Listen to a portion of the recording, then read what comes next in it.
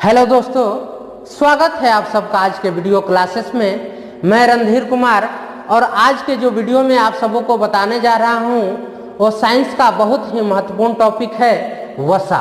तो वसा होता क्या है? वसा कार्बन, हाइड्रोजन और ऑक्सीजन से मिलकर बना होता है, परंतु इनमें कार्बोहाइड्रेट की तुलना में ऑक्सीजन की मात्रा बहुत कम होती है।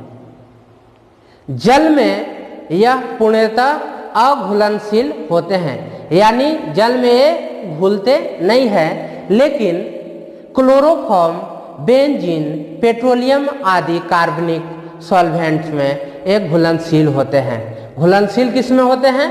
क्लोरोफॉर्म, बेंजीन, पेट्रोलियम में क्या होते हैं? वसा घुलनशील होता है, जबकि यह जल में घुलनशील नहीं होता है। वसा का एक अणु का संश्लेषण ग्लिसरॉल तथा वसीय अम्लों के तीनों अणुओं के ईस्टर लिंकेज द्वारा आपस में जुड़े होता है, यानी इसमें वसा वसीय अम्ल ग्लिसरॉल के यौगिक होते हैं। इसी कारण इनको ट्राइग्लिसराइड भी कहते हैं। क्यों? क्योंकि ये वसीय अम्ल ग्लिसरॉल के यौगिक होते हैं, इसलिए इन्हें ट्राइग्लिसराइड भी कहते हैं। क्षार द्वारा इनका पायसीकरण भी हो सकता है। वसा सामान्यतः 20 डिग्री ताप पर ठोस अवस्था में होता है। 20 डिग्री ताप पर वसा कैसी अवस्था में रहता है?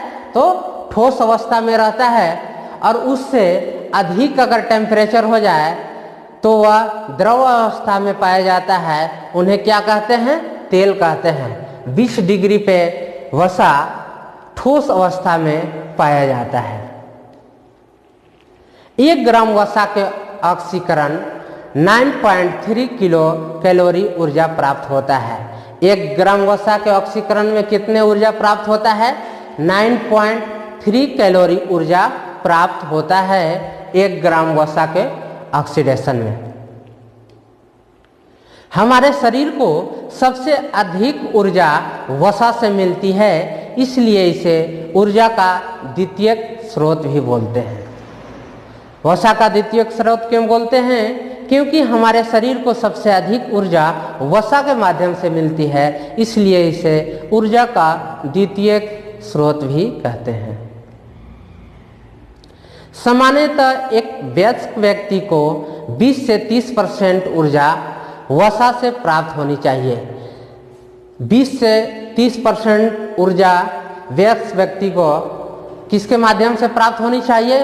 तो वसा के माध्यम से प्राप्त होनी चाहिए। और वसा जो होता है वो क्या जल में घुलनशील होता है? नहीं, वसा जल में घुलनशील नहीं होता है।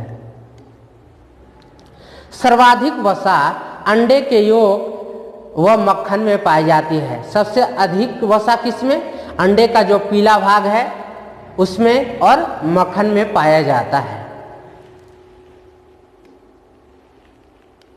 शरीर में इनका संश्लेषण माइटोकॉन्ड्रिया में होता है। वसा का संश्लेषण कहाँ पे होता है? माइटोकॉन्ड्रिया में होता है। माइटोकॉन्ड्रिया को क्या बोलते हैं? Power house of cell. Power house of cell, ऊर्जा गृह। वसा रासायनिक दृष्टि से वसा मुख्यतः 2 प्रकार की होती है, वास्तविक वसा और संयुक्त वसा, true fats and compound fats.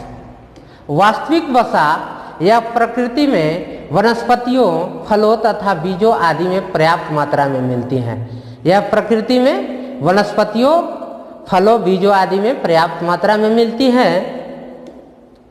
जंतुओं में यह वसा ऊतक के अतिरिक्त लिवर तथा बोन मैरो में संचित रहती है। वास्तविक वसा जल अपघटन के फलस्वरूप वसा अम्ल तथा अल्कोहल प्राप्त होता है। वास्तविक वसा का उदाहरण है ट्रायोलिन, ट्राइपाल्मिटिन।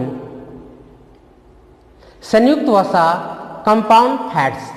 जीव द्रव की इन वसाओं में नाइट्रोजन तथा फास्फोरस के अंश होते हैं।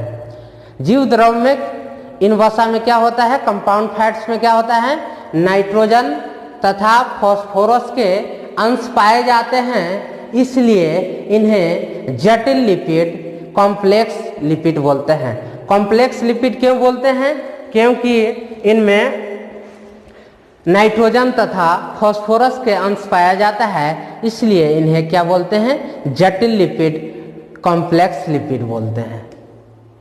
नेक्स्ट है कंपाउंड फैट्स जो हैं यह दो प्रकार के होते हैं, फॉस्फोलिपिड और ग्लाइकोलिपिड।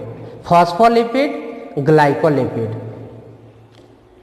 फॉस्फोलिपिड इनमें फास्फोरस भी पाया जाता है, इसीलिए इसका नाम फॉस्फोलिपिड पड़ा। फास्फोरस की मात्रा पाया जाता है। सामान्यतः यह अंडे की जर्दी, पीत, यकृत एवं पेशियों में संचित रहता है फॉस्फोलिपिड। आपसे क्वेश्चन आ सकता है कि अंडे के जर्दी में कौन सा लिपिड पाया जाता है, तो आपको आंसर करना है फॉस्फोलिपिड। ग्लाइकोलिपिड यह तंत्रिका तंत्र के ऊतकों में पाया जाता है। तंत्रिका तंत्र के ऊतकों में कौन सा लिपिड पाया जाता है, तो आपका ग्लाइकोलिपिड। ग्लाइकोलिपिड कहाँ पाया जाता है, आपसे क्वेश्चन डायरेक्ट पूछेगा कि तंत्रिका तंत्र के ऊतकों में कौन सा लिपिड पाया जाता है, तो वहाँ का आंसर होगा आपका ग्लाइकोलिपिड। ग्लाइकोलिपिड यह तंत्रिका तंत्र के कोशिका कला तथा क्लोरोप्लास्ट की कलाओं का निर्माण करता है। यह तंत्रिका तंत्र के कोशिका कला, और तंत्रिका तंत्र के कोशिका कौन होता है, न्यूरॉन। तंत्रिका तंत्र का कोशिका कला तथा क्लोरोप्लास्ट की कलाओं का निर्माण करता है ग्लाइकोलिपिड। घी, मक्खन, बादाम, पनीर, अंडे के यौक, मांस, सोयाबीन और सभी वनस्पति तेल वसा के मुख्य स्रोत हैं। वसा के मुख्य स्रोत कौन कौन से हैं, घी, मक्खन, बादाम, पनीर, अंडे के यौक, मांस, सोयाबीन और सभी वनस्पति तेल में यह मुख्य रूप से पाया जाता है। वसा की कमी से त्वचा सूखी हो जाती है एवं वजन में भी कमी आ जाती है। वसा की कमी से क्या होगा, त्वचा सूखा पड़ जाएगा और इसमें आपका वजन में भी, आपका शरीर में वजन की कमी हो जाएगी। वसा की कमी के कारण वसा में घुलनशील विटामिन की कमी हो जाती है। वसा में अगर वसा की कमी हो जाएगी तो वसा में जो घुलनशील विटामिन है उनकी कमी हो जाएगी। तो वसा में घुलनशील विटामिन कौन से हैं, ए, डी, ई और के। और जल में घुलनशील विटामिन है बी, सी। तो वसा की कमी के कारण वसा में जो घुलनशील विटामिन है यानी ए, डी, ई और के की कमी हो जाएगी। वसा की अत्यधिक मात्रा लेने से मोटापा हो जाता है। यदि आप अधिक फैट लेंगे तो आप मोटे हो जाएंगे। कोलेस्ट्रॉल के स्तर में वृद्धि से हृदय रोग उत्पन्न हो जाते हैं एवं रक्तचाप बढ़ जाता है।